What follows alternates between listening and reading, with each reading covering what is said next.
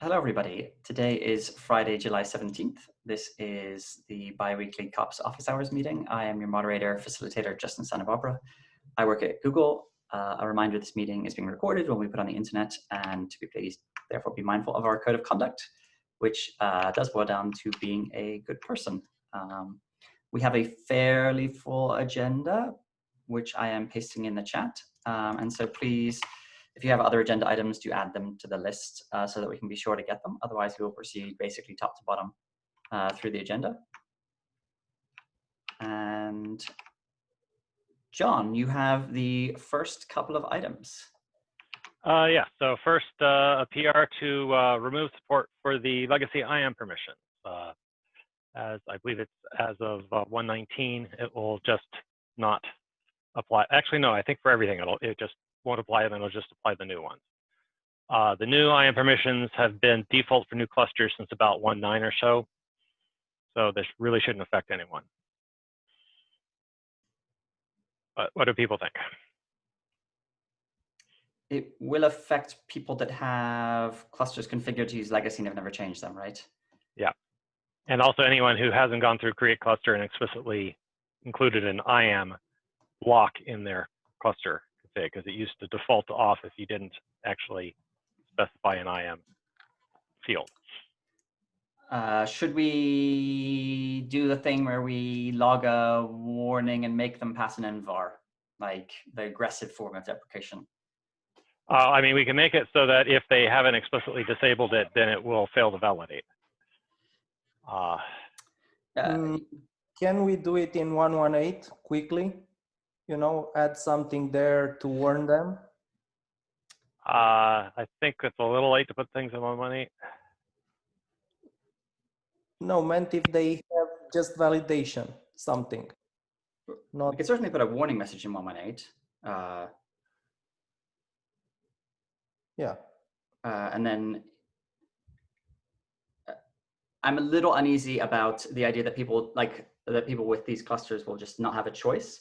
So what we have done in the past here is basically turn it off, except we have a get out of jail free card where if you pass a feature flag or a environment variable, you are somehow able to continue, but it will break your CI system, for example.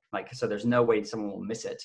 But when that CI system breaks, all they have to do is pass the flag. And then so basically they are made aware, they can temporarily bypass it, but they understand that then it will go away. But everyone has seen it. Does that make sense, John? Okay, so you want a special way to do it for 119 or bring it back? Yeah, exactly. So I'm trying to think of when we've done this in the past. It will be in one of our feature flags, I think. But essentially, we make it an error, and then we say, but it's not an error if you pass that feature flag. Okay. Okay. And what versions of COPS will those apply to? I think that will apply to 119 across the board. So the feature flag will be in 119? Yeah, and then 120 will be gone. That seems like it's an aggressive schedule, but we can start there. And if people, yeah. It's been deprecated since a long time ago. Did we deprecate it? Yeah, in about 1.8.1.9, all new clusters were created without it. But so 10 releases ago, I would say that it's I mean, defaulting is not technically the same as deprecation. I agree. Did we actually say this is deprecated? Is sort of I think we did. Okay, that's what we need to check. If we did that, then we can probably be more aggressive. Yeah, I mean, certainly, yeah, with that, we can definitely justify this. I'd be very happy if we had the feature flag, because I suspect there are still some clusters that are just running with it. And then there are some people that are accidentally or intentionally relying on those permissions. Like all our integration tests. Probably. There we go. So there's a good example of why we might need to get out of jail free card. Is that going to be the next item on the agenda? I'm like, oh. No. Okay. That's why I didn't make it a validation failure. Okay.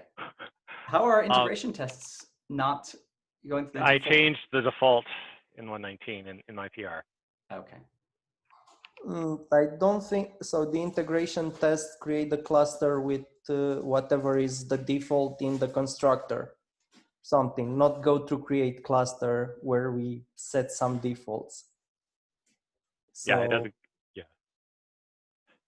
kind of that's a Oh, problem. you actually mean the integration test, not the EDE tests. Yeah. No, integration. Okay. Yeah. Okay, fine. I was like, yes. Yes, I was really struggling to understand how the ET tests were not working, but yes, the integration tests definitely make more sense. We try to like not integration test everything integrated, and so yes, it is a different code path for creation. Yeah. Maybe that's a mistake. Maybe we should just be a more complete integration test. Anyway, so the next one, there are two old failing tests, kops AWS Canary and kops GCE Canary. Last time I tried to fix them, Ben the Elder asked us to move it into our own repo, and I don't think they're actually providing much value. So I just sent a PR to delete them. So do we want to delete them or move them or what? I'm good on GCE to get rid of that one for now. It's not working, and it's unlikely to be very useful to us. It's hard for us to change right now. Yeah, that was part of what I think I have a PR out to do something like that, but it also got pushed to the bottom. So I'm in favor of the GCE side. For the AWS side, I'll let others chime in. But I just like the tests. It turns out the tests were doing two things, right? They were, as far as I know, are only tests that were actually testing multiple masters. So we should have those tests ourselves. And that test should not be in this canary test. The canary test is actually not really supposed to be for kops at all. It is really supposed to be for kubetest, and supposed to check that kubetest hasn't broken kops. And it's supposed to be sort of an easy test. Like, we don't really want to test kops in that PR. It turns out that kubetest isn't actually following test infra patterns, despite being a test infra project, and so is not actually looking at the canary results. Which is why they're still promoting, despite the fact that our tests are failing. And so I agree that test has little value from that point of view. I'd be happier if they actually started looking at the canary results, but that's not our battle. I do think that we should, on our side, we should get some coverage of multiple masters. If we don't have it already, and I just missed it, that's probably possible. We have it. So I've missed yeah, it. this is an extra version of that, I think.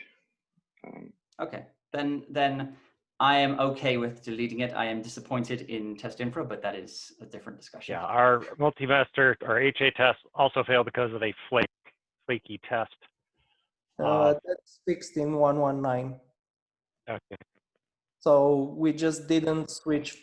We are on stable, really stable, and because of that, we don't see that it actually works. You could see it in the ARM64 tests.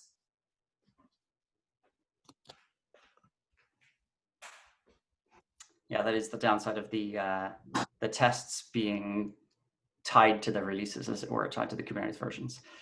Right? I presume they fixed the flake in the test, right?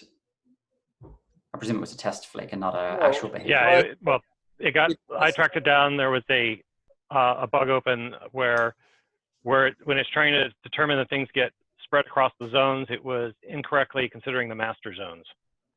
Not just that. That was just one thing.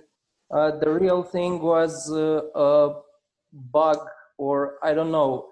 They were too relaxed with the requirements on the scheduling side, and they redid the scheduling in 119. There is a nice PR somewhere there, but they didn't backport it. So it's both a test flake and a behavioral bug. Yeah, I think there were a combination of more. Okay. Well, all right. So yes, I reluctantly agree that we can delete this. I actually thought the canaries were used by kubetest, but it turns out they're not. So. Okay. Are we blocked on? Sorry, are we blocked on me or someone else? I think just somebody here has to hold cancel it. Okay. I think we just need to cast consensus on it. Yeah. So the next one, so a PR which creates, when it creates a new cluster, creates one instance group for nodes per zone instead of one spanning all the zones. So cluster autoscaler can do a better job of scaling across zones. And it's also then changes the default number of nodes for a new cluster to be 1 per zone instead of 2.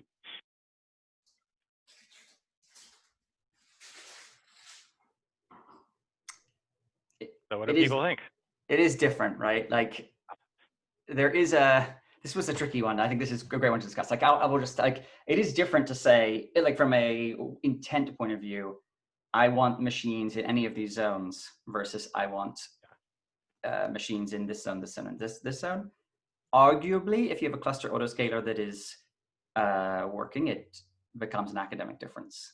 But I will leave it up to other people to see what they think. Oh, and sorry, one more thing. Cluster API machine deployment, I think, is going to be tied to a single zone. So this more closely matches, I think, to what cluster API is going to do. I believe, though who knows. Please support this. Using one instance group per zone, so that kind of aligns with what we've been seeing in real world. Yeah, that's us too. We don't use the default nodes one. We still spin it up, and some of our basic bootstrapping stuff for our clusters go there, but we don't actually run workloads on those. And the only reason we still leave them there is because I haven't removed it from our templates, and then I don't have a way to delete them programmatically right now. So so I support this. As long as there's a clean path to making sure new users are aware of it, but I think most people would be delighted, hopefully, given that it's, in my opinion, already our right best thing to do. practice. Yeah, exactly. We've been doing this as well. We've been doing this for years, basically, just by ourselves. So this is a great addition as far as I'm concerned. I think there's definitely a lot of people turn up confused by the existing behavior, the cross AZ stuff. So yeah, but there's just one gotcha. I guess there's no one here that has anything against the behavior. The gotcha is right now we say node count as a parameter, which can be understood either, so if you have multiple zone, can be understood as either I want 5 nodes and divide by something and do some math, to see how many in each zone, or we can not repurpose, but I don't know, rename the parameter to mean how many per AZ. Well, this one gives you the number of nodes you ask for, just like when you ask for 3 masters, you get 3 instance groups with 1 master each. Yeah, it's like GKE then, right? Because if you ask for 1, like or the other managed Kubernetes, you get 3. My view is that like the GKE behavior is confusing. When I ask for 2 nodes and I get 6, I find it like, why do I suddenly have 6 nodes? So I personally would be in favor of node count being the behavior that John described, where it's like I ask for 2 nodes, I get 2 nodes. I guess it's weird if I have 3 zones and I ask for 2 nodes, that then like one of them, random gets like 0. Well, actually, if you do that, you get 2 nodes groups. In the first one each in the first 2 nodes. It won't an empty script. Can we do, let's say, some middle ground and say, not let people specify a number of nodes that cannot be divided by the number of AZs? So if you want 3 AZs, you must have a multiple of 3. Seems an unnecessary restriction. And it's random something. Where do you get less nodes or more nodes? You get more nodes in the ones you specify first. What if we use a different field for maybe then we have repetition. We've got like nodes per AZ or nodes. total nodes per group. So that at least you wouldn't have a, you would choose which one you wanted to use, and you had to make an intentional choice instead of having nodes mean both things, potentially mean both things. I kind of like what John's proposing, really, like where you have, like if you specify 2, but you specify 3, like you get 2 AZs. The only thing I'd say there is like still create the last one, just set it to 0, just so that if someone wants to scale it up later, they don't have to go through that whole process again. I think John was putting at least one in each AZ in the PR. No, if you would get an instance group with 0 nodes, it skips creating that instance group. So if you say 3 zones, 2 nodes, you get 2 instance groups with 1 node each in the first 2 zones that you specified. Okay, then let's do what Rodrigo is saying and create the third AZ, but with minimum nodes set to 0. Okay, I can remove that break. And I think this would be like everybody's happy and we can merge it. It does sound like everyone is doing this anyway. What is the fallback for people that don't like it, that want the old behavior? Like, can they get it? They can delete the nodes that cluster creates and create their own nodes. Or their own instance groups. They would have to use templates or something to create themselves, but we have a pretty simple create cluster setup. It's not meant to be used, in complex things and rely on that. Well, it is supposed to get you going in a reasonable behavior. It sounds like people are saying a better behavior is like this 1 zone per IG behavior. I'm guessing the code isn't horrifically complicated, and if we do encounter these people, we can add a feature flag if we need to. Is that fair? Or something, feature flag or a flag, I guess. Yeah, we can. But we should not do so immediately, is what I'm suggesting. Is that right, John? The code isn't terrible? Or not terrible, like horrifically, it isn't too complicated, right? Well, it's not overcomplicated, yeah. Yeah, but I mean, we can, if we need to, it's not going to be particularly complicated to have a flag to go with the old behavior.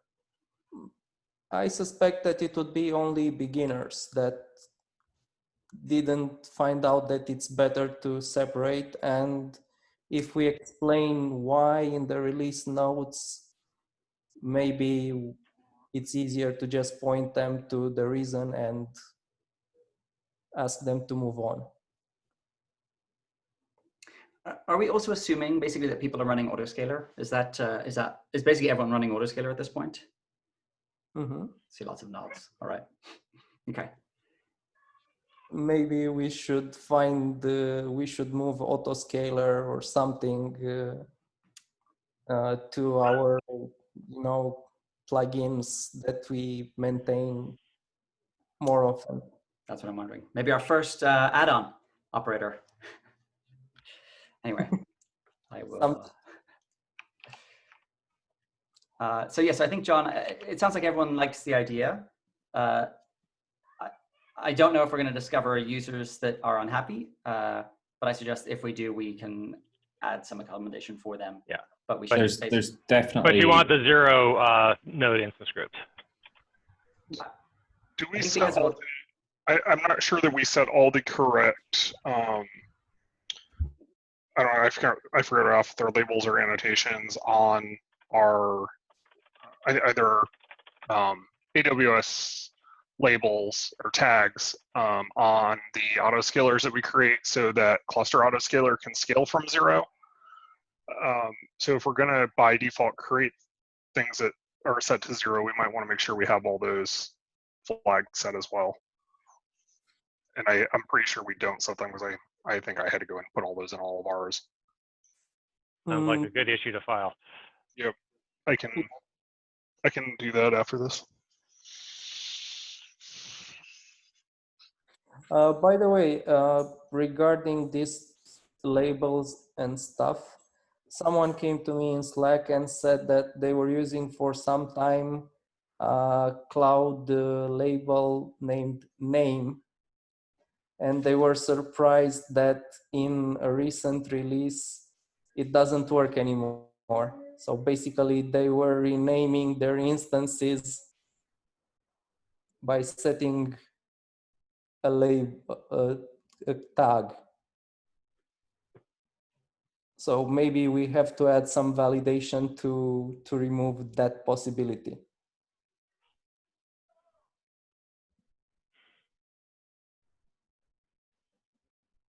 Possibly. Is there an issue for this? Do you know? No, he didn't have time and I didn't have time. It was a few days ago, but it seems like reasonable to not allow reserved label names to be set in cloud labels. Sounds like a good issue to file. Yes. John, I believe you have you have one more, and then we. Yep. Yeah. So this is a languishing PR. It basically records the version of kops that was used to last update a cluster, and won't update a cluster with an older version of kops unless you give it a allow kops downgrade flag. So the idea is to solve the problem of an operator not getting the memo in unintentionally downgrading your cluster. I fully support this. So somebody can review and approve that. So that's it for me. Awesome. I also support this. We run into this. I had to build this myself outside of kops, so good job, John. I've never done this in my life. Never. Always run latest, right? Right from master. So yes, this is a good change. All right, I will take a look at that if no one beats me to it.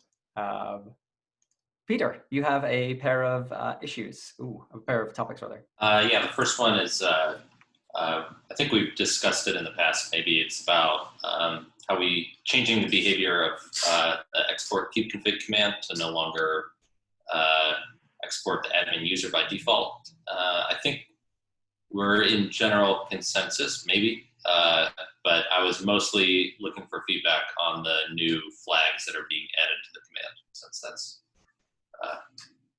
more difficult to change down the road. So. A definite improvement. I have more tweaks to come, but that'll be a separate PR.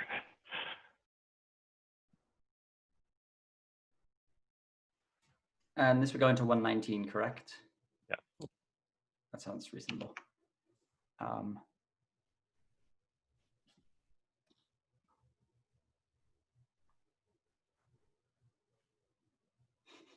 see we're getting into edit wars about whether errors start with capital letters or not. But okay. Yes, I think this looks reasonable. John, what are your additional changes that are coming? I have a use case where we want to export a per cluster user, but not give it credentials. And the other is I want to reduce the lifetime of the certificate to 18 hours.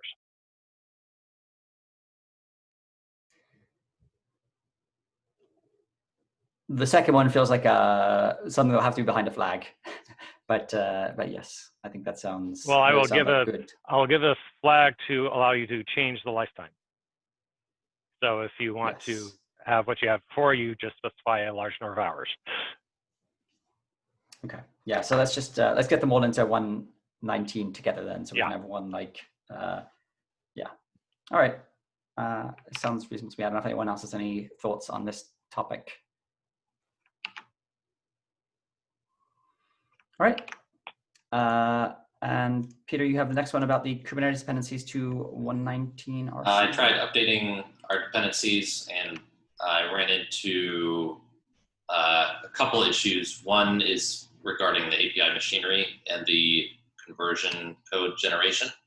They no longer support implicit conversion between API versions or something like that. that's at the limits of my API machinery expertise, so I might need someone else to step in with that one. And then there's also this logger version dependency mismatch due to a breaking change in the library that's causing us issues. So there's a couple blockers before we can upgrade to 119.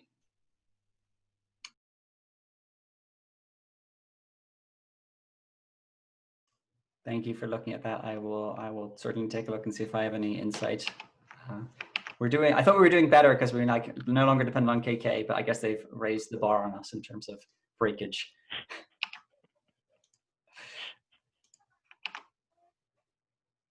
Akman, you have a handful of topics. Do you want to take them away?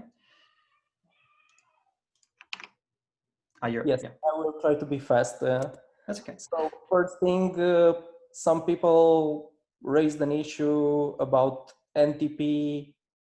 Well, mainly, let's say my changes that use defaults or something in NTP, timesync D, whatever it's on the boxes. But the general consensus was that they want to be able to specify what timesync daemon they are using. And if not, they want to specify to skip it and they can take care of it via hooks or something. But it's not really, they want us not to configure it at all. Seems like a reasonable request to be able to skip this task. I think many people have various preferences here. My only question is how to name it. Sorry, I don't have inspiration. Because it's not disabling, it's actually skipping it. We can also disable or something, but anyway, wanted to know if anyone has thoughts on this. Do we have an issue on this? No. Why don't we get an issue and then I'll think about naming. Okay, cool. I think we've used managed and external in the past but yeah, let's get an issue and we can emojify our voting for names to make it less contentious. Okay. Next one is. Oh, sorry, just on that. It is important that we install NTP. Like, it doesn't sound like anyone's saying I don't want to install NTP. Like, without NTP, things go very badly wrong. And so, like, even just talking to EC2 breaks. So, like, that's why we are so careful to make sure that NTP is installed. But yeah, it's certainly valid to say I want a different. We installed something, it's okay. For most people that don't care, it's basically the default in the OS. But some people have company standards or guidelines that doesn't allow them to use timesync D, for example. So I don't know why, but everybody has preferences.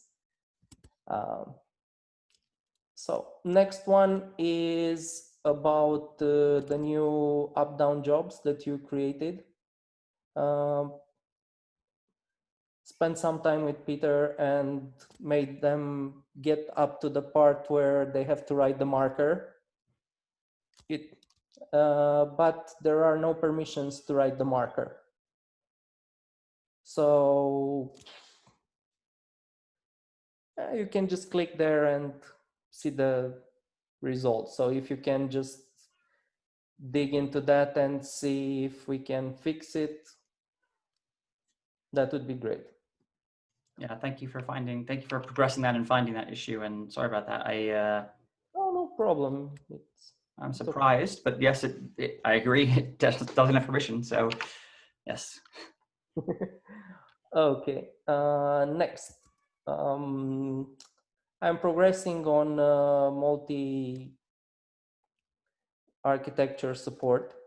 I have a PR for images, so the master ones, and there are some questions about the naming format. So I saw that in Kubernetes there are two ways of doing it. either having multiple repos with dash ARM 64, that dash AMD 64 something, or add it at the end of the tag or something.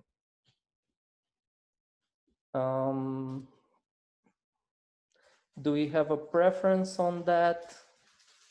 Or there's also at least in theory the what are they called, manifest, like the multi-arch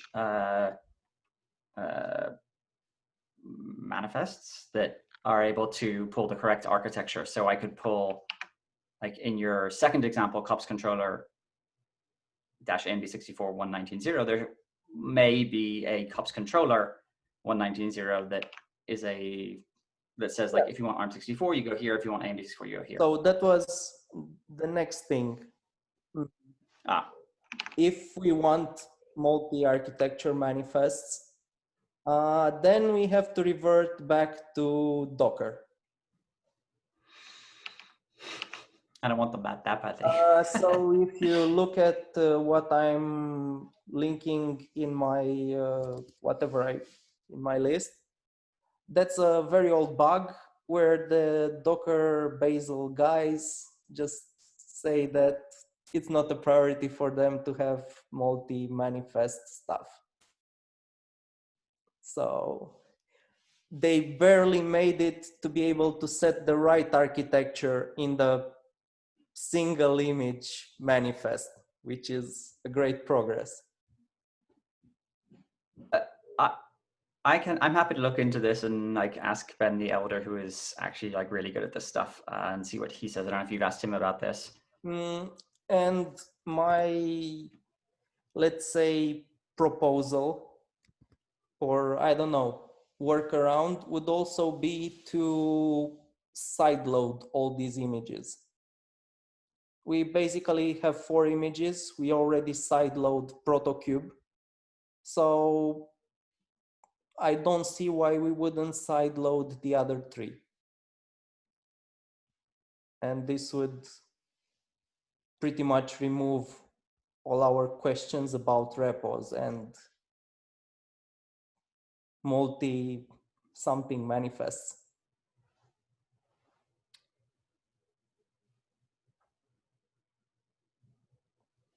Would it? How would it? Oh, because then we wouldn't even declare the architecture type thing? They would be named differently, but inside the image that you load would be named, would be the architecture that you need, but would be named without the suffix.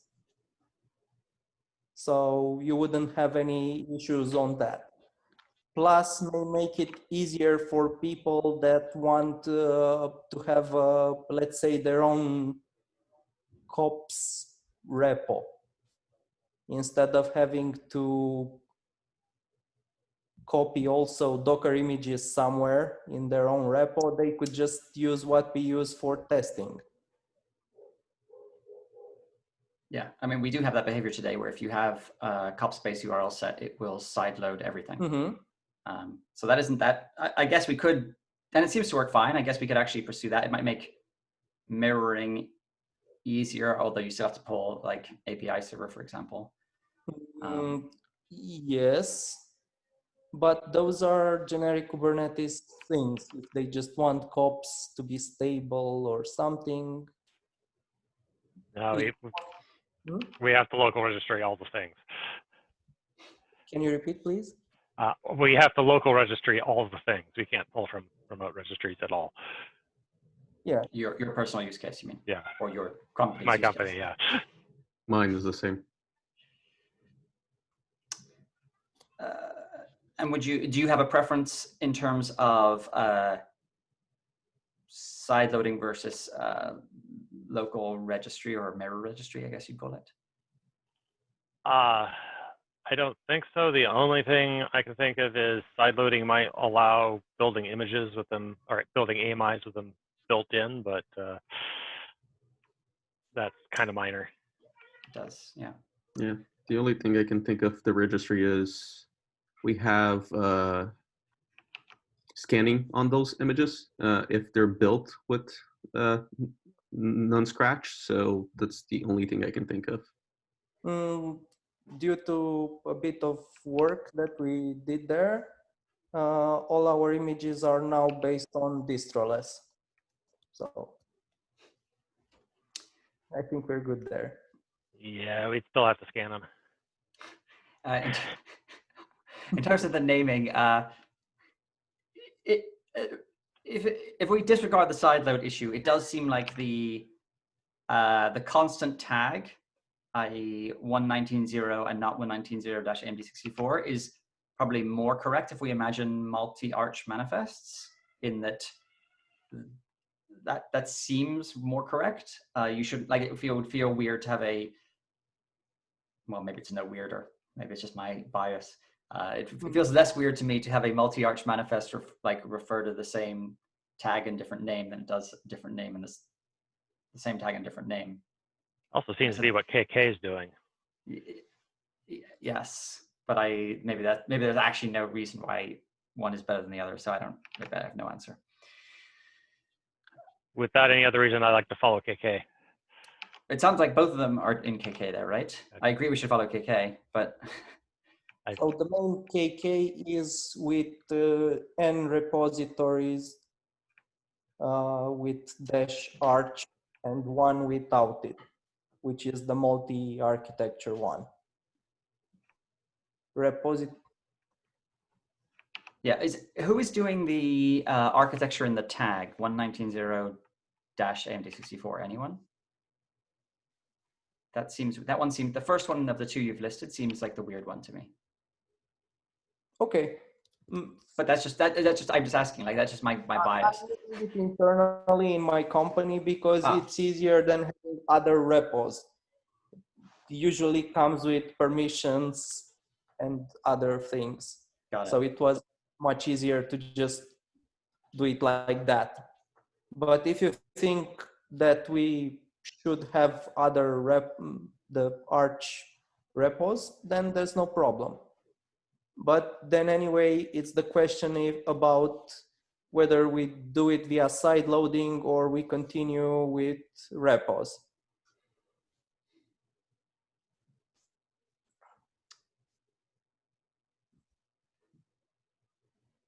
I mean, the pulling from a registry has the potential to be much more efficient as well. If we are actually pulling, if we're preloading, then side loading is. If we're baking into the AMI, then side loading is presumably better. But we're not baking into the AMI, so. Yeah, but it's very, very small images right now, so it's not really efficient because we're using distroless. So that's true. There's nothing in the base. Yeah.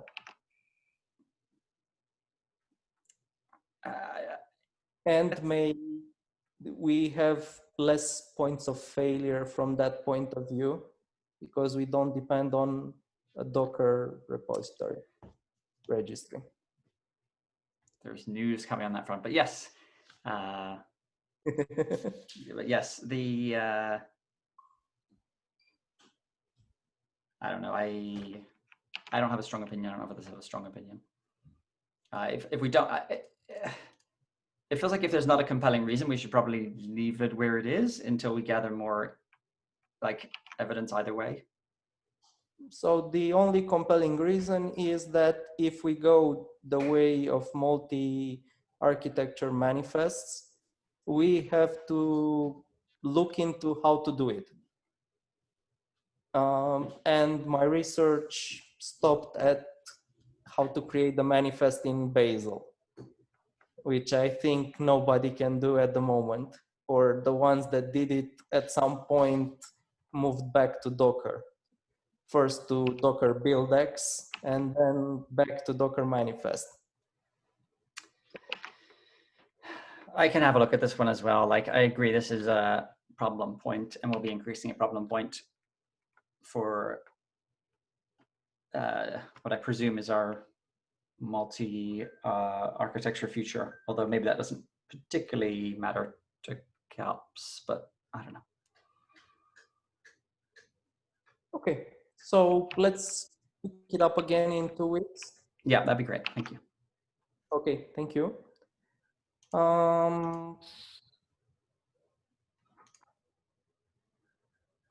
You had something about multi-arch and the mocks. Okay. The Docker version cleanup. You skipped one, which is about the tests failing because the mock expects to find images without the architecture in the name. That's if we put this to rest until next time, it's Okay. related. I cannot do anything until we decide which direction. Right. Okay. Okay, so last thing is Docker versions and OS support. People are coming complaining that, hey, I tried something and doesn't work because, let's say, Ubuntu 2004 doesn't have packages for Docker 1806 something or even earlier. So I think it would be a good thing to clean up those things and add some the latest packages in that particular Docker version, but as a separate package, as targz. So all of them will be targz, and it wouldn't matter OS support or not. They will support whatever support on our side. So effectively for the OSs where we currently do not have support, we would fall back to targz, like on Ubuntu 2004. No, I would go all in. So in 119, convert all of them and remove everything Debian, Deb RPM related. Feels risky. It is a big change, right? I very much I like the targz. I think we've been burned repeatedly by the devs and the RPMs, but I also don't want to reopen that can of worms by changing from the devs and the RPMs on what was perhaps already a working cluster. Okay, so if we don't want that, then maybe leave it as is and let people just move on to newer versions. Yeah, let it age out, exactly. And like we should absolutely, like, if you want to add support for 1806 Ubuntu 2004, then like let's put a targz in there. But and when you're adding support for whatever the next version of Docker is, let's put a targz, and that's basically like let the clock run out on the old Docker versions. But I don't really want to touch them, to be honest. I have an idea. I think most older Docker versions don't have the latest version, the latest patch version. So I could add it as a targz and make it the default for those versions of Kubernetes. And anyone that is using those and sticks with those will still have RPM deb packages. And the rest that just want to install that Kubernetes version will just pick up the new targz with latest something Docker version. That sounds great. Yes, I think it's absolutely fine to move people onto a different thing that we think is better as they update. We just don't want to change it on an existing configuration type thing. Not a problem. Thank you. Thank you. Also, I cleaned up the images in a PR. Basically, I removed everything that was built with Docker, as we discussed a month ago. Is that okay to approve, then move on? So to remove all those protocube kops controller that were built with Docker? It's fine with me. I don't know if anyone else has any objection. Yeah, it seems like you're the one with the biggest objection with the multi-arch thing. No, I already have them built with Diesel, okay. So it's fine by me. Okay. Thank you. That's all. Wonderful. All right. We've got about 12 minutes left. Oh, sorry. Did you talk about the asset instead of magic and NodeUp? That was the part that we discussed previously, what we do with the images. Okay. Oh, sorry, or no, that was Docker related, but we discussed it now. This was if we move them, sorry. I wanted to think about moving the Docker to assets, to do it in cloud, the cloud part. And because right now we have archives, targzs, so we could just put them as assets from when we create the manifest, instead of some magic in NodeUp that decides what targz to load. Not sure if that's something we want. I very much approve of getting like logic out of NodeUp. I think that's a good thing to do. The reason this one is historically in NodeUp is because it is dependent on it was dependent on the distro, and we don't know the distro it's very hard to map from an AMI to a distro. And so we didn't know which package to install. We couldn't even tell whether it was Debian or Red Hat, like Debs or RPMs. If that's no longer the case, we could certainly put it there. I wonder, the challenge is going to be how we get from A to B. Like, how do we get people doing that? I guess we would only put the asset in on newer versions and put it into, It will be dependent on Docker version. So if Docker version higher than what we have with targz, we'll do it like that. Otherwise, it will be still legacy magic in NodeUp. That could, I think that makes sense. And or like if you specify it if you specify a Docker asset, it will use it, and if you don't, it will go through the magic behavior. Exactly. And we only specify it when we can be sure that it's not OS dependent, that's pretty nice behavior. Okay, I will think about how to make that work in the Great. near future. Thank you. All right, so I have 2 items, and then we should go through the release plan. One piece of housekeeping, I guess, which is we finally did a release 1.19.0 Alpha 1 that was built from cloud build jobs. So yay!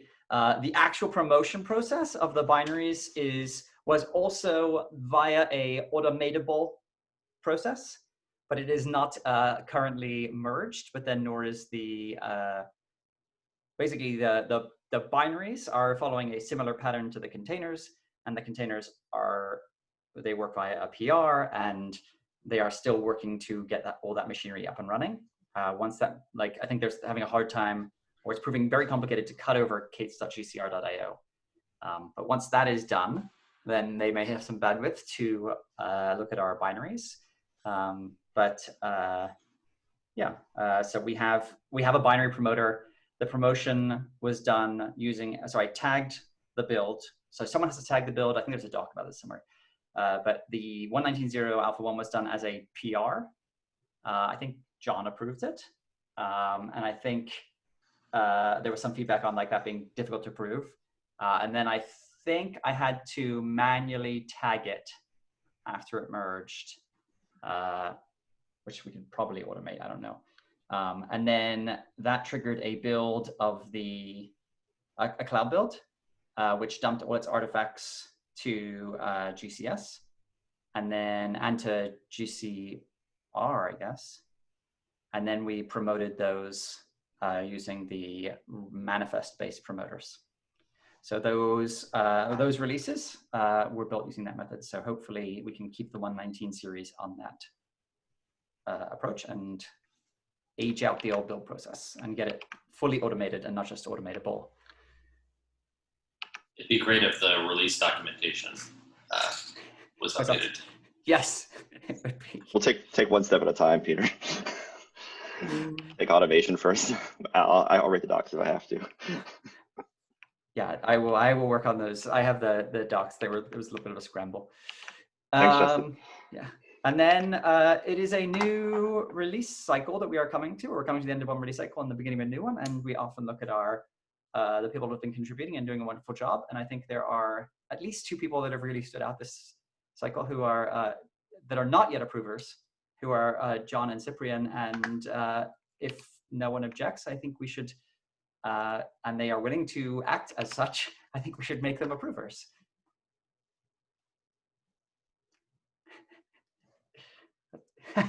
John, I love it. You can't vote for yourself. That is the only rule. I think the bots enforce that. You can't approve your own PRs. But in this case, we will allow it.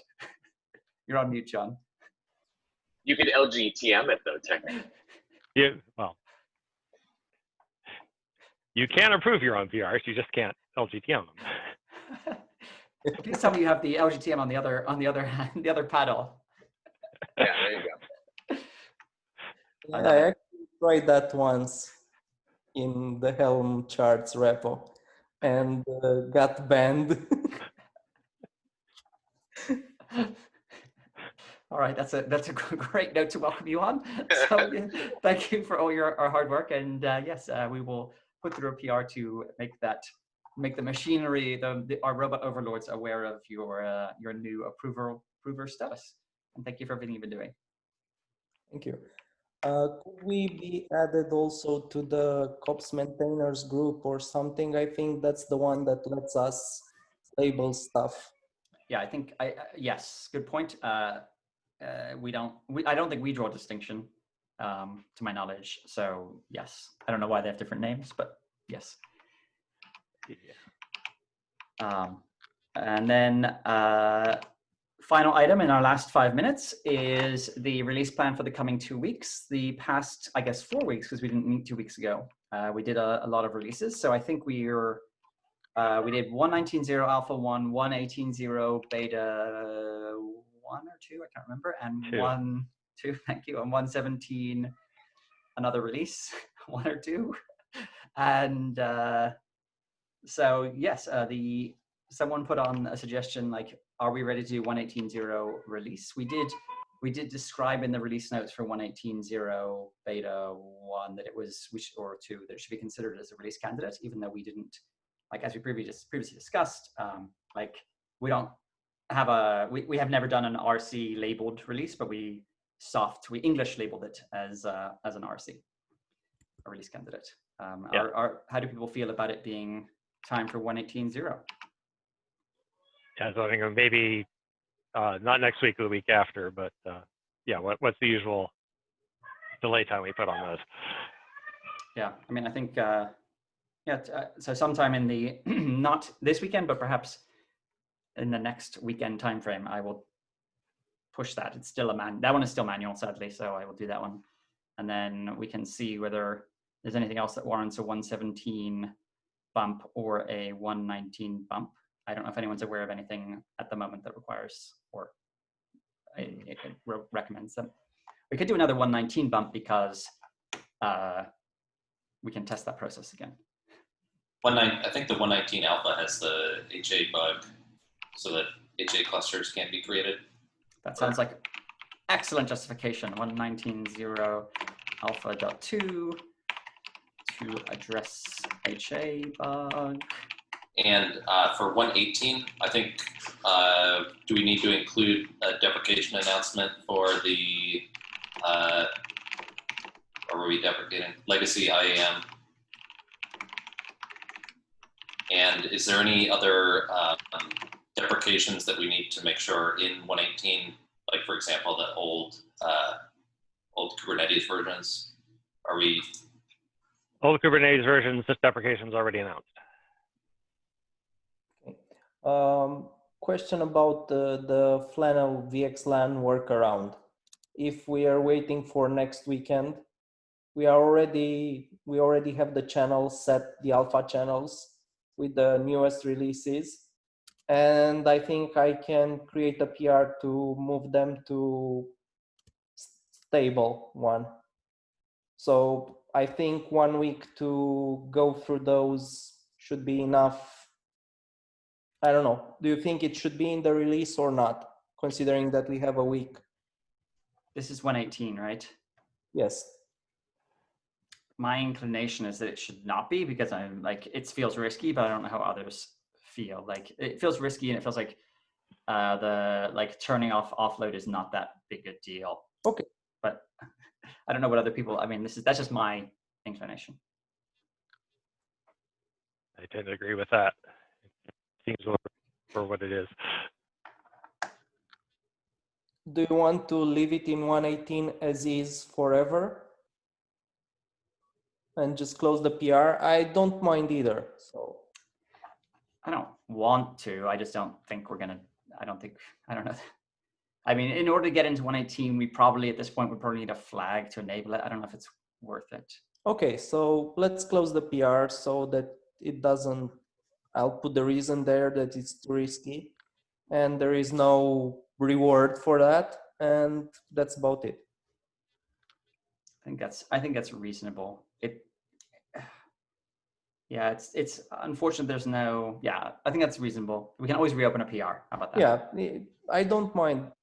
Someone Thank you. asked for it. Otherwise, probably wouldn't have been there. Cool. Thank you for driving that. No problem. We are nicely at the end of our agenda and at the end of our time, or allocated time. I don't know if there are any other items people would like to bring up. Otherwise, I wish everyone a very happy 2 weeks, and see you soon. Have a great one, guys. Thank you. See ya. Thanks all. Bye-bye.